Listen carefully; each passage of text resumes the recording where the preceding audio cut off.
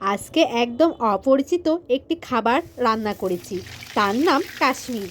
কিভাবে কাশ্মীর রান্না করেছি সেটা আজকে দেখাতে নিয়ে চলে আসলাম। দোলার বাঙালিয়ান রান্নাঘরে আপনাদেরকে স্বাগত।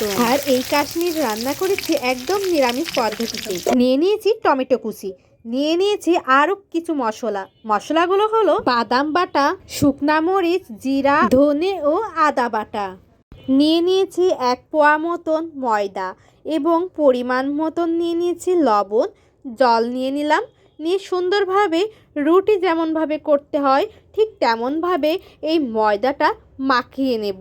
এই যে একটি ড্রো মতন তৈরি হয়ে গেছে, এই ড্রোটা এখন লম্বা করে নেব, লম্বা সরু করে নেব। যত চিকন হয় ততই ভালো, আবার মাঝারি মোটা হলেও কোনো সমস্যা হবে না। দেখুন আমি কিভাবে লম্বা করে নিচ্ছি, 2 হাতের তালু দিয়ে ড্রোটি লম্বা করে নিচ্ছি। আপনারা যদি বাসায় এই রেসিপিটা বানিয়ে থাকেন তাহলে কিন্তু অবশ্যই কমেন্ট বক্সে জানাবেন, আর এই রেসিপিটা কেমন হয়েছে জানাবেন। এখন এই সরু লম্বা ডোটি আমি দিয়ে দিচ্ছি গরম ফুটন্ত জলে।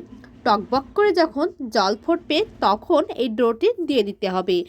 10 মিনিটের জন্য ঢাকনা দিয়ে ঢেকে নিয়েছিলাম।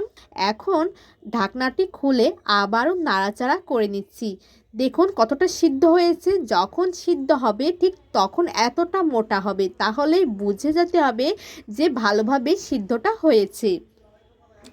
এখন জল গরমের মধ্যে থেকে আমি তুলে নিচ্ছি, জলটা ঝরিয়ে তুলে নিতে হবে। গরম অবস্থায় আমি চাকু দিয়ে পিস পিস করে কেটে নিচ্ছি। চিকন করলেও হবে, আবার মোটা করলেও হবে, কাটার মধ্যেই তো সব। আমি মোটাও করেছি, কিছুটা চিকনও করেছি। দেখুন এই রকম করলেও হবে। এই যে হয়ে গেছে আমার কাশ্মীর তৈরি করা। এখন এই কাশ্মীরগুলো ভাজবো, ফুটন্ত তেলে ভাজবো। যখনই বাদামি কালার হয়ে যাবে তুলে নেব। নাড়াচাড়া করে নিচ্ছি, যতক্ষণ বাদামি হবে না ততক্ষণ নাড়াচাড়া করেই যেতে হবে। হয়ে গেছে বাদামি কালার, এখন তুলে নিচ্ছি তেলটা ঝরিয়ে।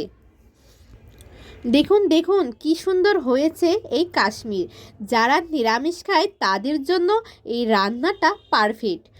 বাসায় একবার এই কাশ্মীরটা রান্না করে খেয়ে দেখবেন, কতটা সুস্বাদু এবং নতুনত্ব খাবার।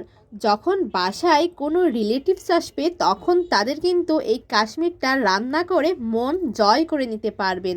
আমি আবারও কাশ্মীরগুলো ভাজার জন্য তেলে দিয়ে নিলাম। আবারও যখন বাদামি কালার হয়ে যাবে তখন আমি তেলটি ঝরিয়ে তুলে নিচ্ছি। আমি অনেকগুলো কাশ্মীর বানিয়েছি। আপনারাও কিন্তু বাসায় অনেকটা করতে পারেন, আবার অল্পও করতে পারেন। এই কাশ্মীর সংরক্ষণও করা যায়, যদি চান ভেজেও সংরক্ষণ করতে পারবেন, আবার না ভেজে রোদে শুকায়েও সংরক্ষণ করা যাবে। কাশ্মীর ভাজার পরে অনেকটা তেল রয়ে গেছে, ওই তেলে তেজপাতা আর জিরা দিয়ে নিলাম। তারপরে নিয়ে নিলাম আলুগুলো দিয়ে নিচ্ছি, নাড়াচাড়া করে নিচ্ছি। এখন এই কাশ্মীরির মধ্যে আমি সয়াবিন দিয়ে নিচ্ছি, গোটা সয়াবিন দিয়ে নিচ্ছি। সয়াবিনটা আমি হালকা করে সিদ্ধ করে ধুয়ে নিয়েছি। এখন লবণ আর হলুদ পরিমাণ মতো নিয়ে নিলাম কাঁচামরিচ। নাড়াচাড়া করে ভেজে নিচ্ছি, হালকাভাবে ভেজে নিচ্ছি। এখন ওই কুচি করা টমেটোগুলো দিয়ে নিচ্ছি, নিয়ে আবারও নাড়াচাড়া করে ভেজে নিচ্ছি। এখন এক এক করে সব মশলাগুলো দিয়ে নেব। দিয়ে নিচ্ছি শুকনা মরিচের বাটা, দিয়ে নিচ্ছি জিরা বাটা আর ধনে বাটা, আর এদিকে নিয়ে নিলাম আদা বাটা। সব ধরনের মশলাগুলো দিয়ে ভালো করে কষিয়ে নিতে হবে। লবণ আর হলুদও সাথে নিয়ে নিলাম। এখন আবারও নাড়াচাড়া করে নিচ্ছি। এই কষানোর মাঝে হালকা জল দিয়ে নিয়েছি, যাতে কষানোটা সুন্দর হয় আর আলুটাও ভালো করে সিদ্ধ হয়। এখন নিয়ে নিচ্ছি বাদাম বাটা, অর্ধেক বাদাম এখন দিয়ে নিচ্ছি, নিয়ে আবারও কষাতে থাকছি। এইভাবে কাশ্মীর রান্না এর আগে কে কে খেয়েছেন অবশ্যই কিন্তু আমাকে জানাবেন। দেখুন কষানোটা কত সুন্দর গাঢ় গাঢ় হয়েছে, মশলাগুলোও কিন্তু অনেকটা সুন্দরভাবে ভাজা ভাজা হয়ে গেছে। দেখেই মনে হচ্ছে এখনই খেয়ে নিই, কিন্তু না না, এখনো অনেকটা সময় আছে খাওয়ার বাকি। কাশ্মীর দেব তার আগে জলটা দিয়ে নিচ্ছি ঝোল তৈরি করার জন্য। দেখুন আমি কিন্তু পরিমাণ মতো জল দিয়ে নিয়েছি, নিয়ে একটু নাড়াচাড়া করে নিলাম। দেখুন এখন টকবক করে ফুটছে। এখন এর মাঝেই কিন্তু আমি কাশ্মীরগুলো দিয়ে নিলাম। কাশ্মীরগুলো এক এক করে দিয়ে নিয়েছি, নিয়ে এখন আবার একটু নাড়াচাড়া করে নিচ্ছি। দেখেই যেন মুখে জল এসে যাচ্ছে। হ্যাঁ, খুবই সুস্বাদু হয়েছিল খেতে। এখন ওই বাকি বাদামটা কিন্তু দিয়ে নিলাম, নিয়ে আবারও একটু নাড়াচাড়া করে দিচ্ছি।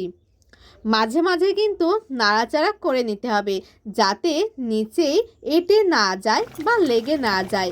রান্নার মাঝে দিয়ে নিচ্ছি ঘি। ঘি দিয়ে নিলাম।